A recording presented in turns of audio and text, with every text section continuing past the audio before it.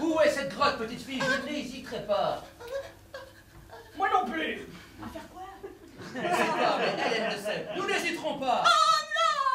L'histoire rocambolesque d'un maraîcher qui parvient à la tête d'un royaume, un bonhomme de neige qui prend vie pour désigner le successeur du Père Noël, ou encore le dur travail d'un bébé président de la République. Voilà les scènes cocasses qui ont pris vie au caveau pour cette soirée d'inauguration de l'Impro Comedy Club.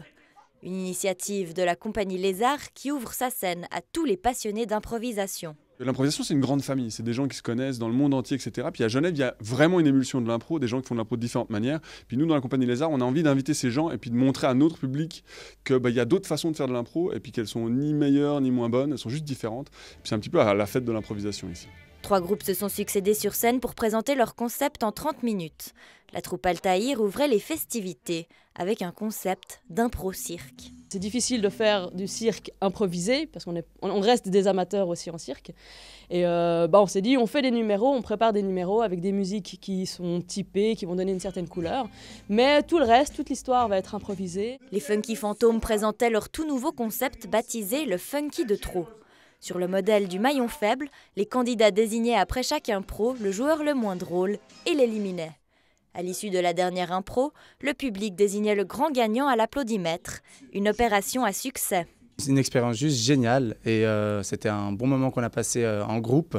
Et puis on a pu présenter notre concept qui est le Funky Tro et puis c'était que du bonheur de pouvoir venir ici au caveau. Le dernier groupe rassemblait des improvisateurs issus de troupes différentes autour d'un concept inventé pour l'occasion, le spin-off.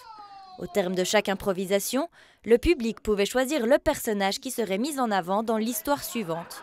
Une scène laboratoire permettant aux improvisateurs de tester les réactions du public. C'était très plaisant, on remercie en tout cas le public qui était présent pour cette première édition. Nous en tout cas on a pris beaucoup de plaisir à jouer, ainsi qu'à regarder les 2 autres troupes qui ont joué avant nous. L'Impro Comedy Club rouvrira ses portes pour 3 autres soirées en janvier, mars et mai prochains. Avis aux amateurs, il reste encore de la place pour les troupes qui souhaitent présenter leur concept d'impro. À la fin du spectacle, le public vote pour le concept qu'il a préféré et la troupe qui aura récolté le plus de voix à l'issue des 4 soirées sera invitée par la compagnie Lézard à jouer son spectacle lors de la saison prochaine.